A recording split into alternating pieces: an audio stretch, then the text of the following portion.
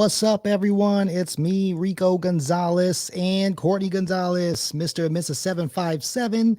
And we are here with another broadcast, right, babe? Hey. Yes, we are. Awesome. Well, thanks for listening. If you are listening to this podcast or watching us on Spotify or on YouTube, this is designed to help you as a seller learn what to expect while selling your home. Right. How not to sabotage your deal. Cheese. Yes. So a lot of sellers think they know what's going on. We're going to tell you the skinny on what to expect, what not to expect, how to make things go smooth for you. Okay. So by this time, you probably already listed a property. Next thing that's going to happen is we're going to put this thing on an MLS. Our phones are going to blow up. And anytime people ask us, can we show it? We're going to get with you guys and try to schedule and coordinate a time. The most important thing you got to do is make sure the property is accessible so you can reach the most prospective buyer pool. Right. Your first 3 days when you go live is like the absolute most opportune time to capture your buyer. So the more hard you make it for people to get in the front door, the less we're able to, it's like the smaller the net becomes to capture those fish, so to speak. So whatever you need to do, whether it's take the weekend off and go on a little hiatus for the weekend and let us take possession of your property for the week or the weekend for that matter, and then hopefully we'll have some offers to share with you when it's all said and done. Yep. So you want to plan it, like try to plan some things because we're going to try to get as many people in the door to look at this in that first week, like Courtney said. So maybe plan to be at the park, get these animals out the house, plan to do something with the family on a certain day so that we can do our job to make sure that you get the best offer possible. Yes. Mm-hmm. So, by the way, if you know of any repairs that need to be done before listing this property, they should have been done already. Make sure you let us know. Now, we don't want to know every catastrophic thing, but Actually, we do. okay. Well, try to fix these things beforehand because the worst thing you want is for us to have a home inspection. They find it, you didn't tell us about it, and all of a sudden we're in a can of worms. Right. I can't tell you how many times I've heard somebody say, "Oh, well, we know the dishwasher isn't working right. We're going to fix it before we list it." Okay, great. So then comes listing day and they never got to it. And ever, because there's 101 other things that you do to prepare for your home to be listed and they don't get to it. Okay, fine. But here's what happens. The buyers are going to have their home inspection. And not only are they going to find out that the dishwasher is not working, they're going to find out other things that maybe you had no idea were even an issue. So it's like it becomes a little bit more heavy for a buyer when there's multiple issues versus just a few small issues. Yeah, you'll create more problems than you want. Excuse me. So now we covered that. Buyers, they're going to be in and out of your house. So make sure the place is clean. Yes, please. Right? They're going to be opening up closets, they're going to be opening up drawers.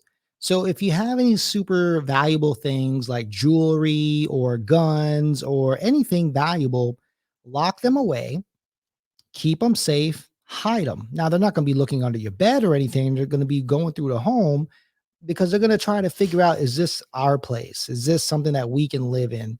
They're going to try to imagine that for themselves. So don't be mad if they leave the lights open. Don't be mad if they leave a couple doors open. This is what they do. They got to look through the house. Right, babe?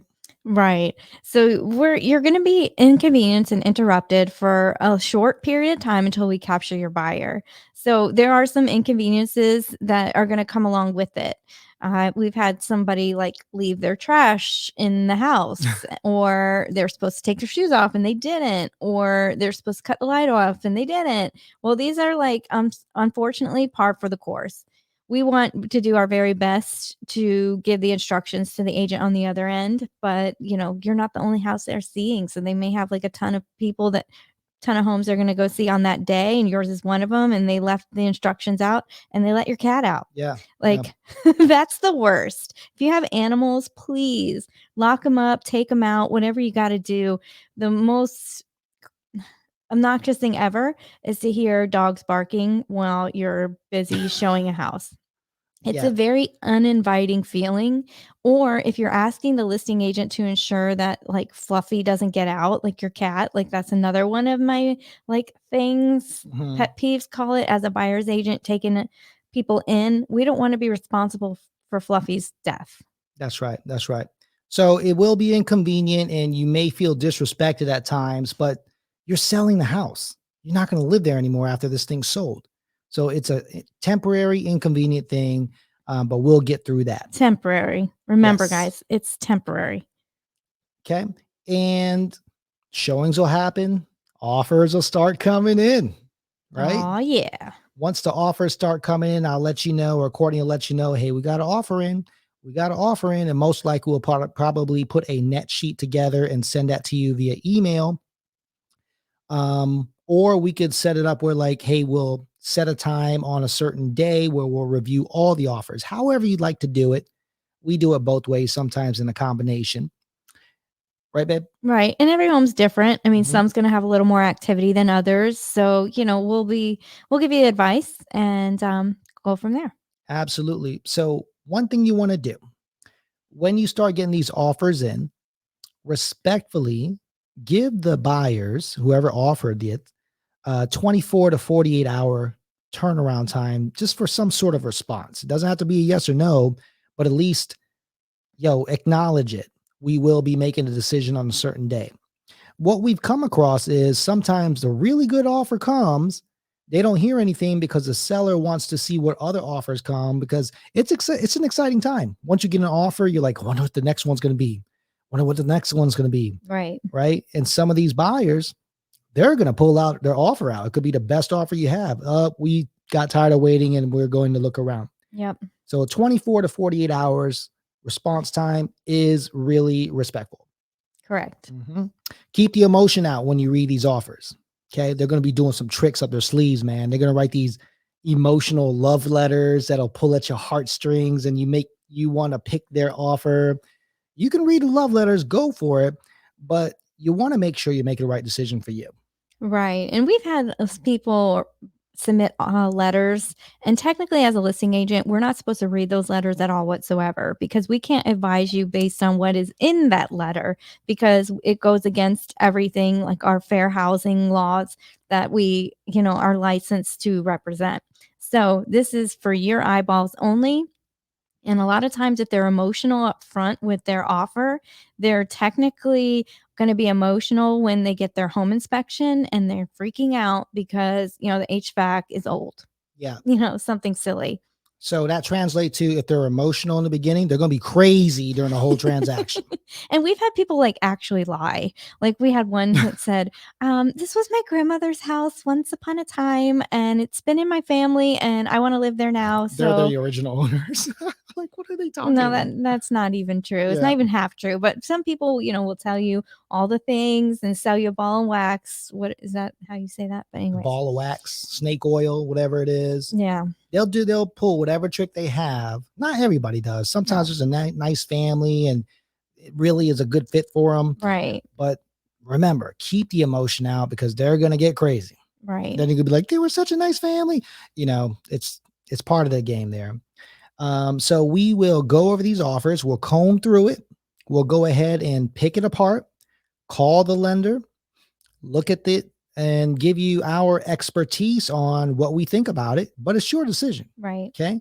What I suggest is you listen to your realtor, listen to us with the suggestions that we put out there because we've been through the game. We know what's going to happen in future. We play chess with this thing, certain angles that you probably don't know about that'll happen in the future. So take in account what your realtor suggests 100%. right.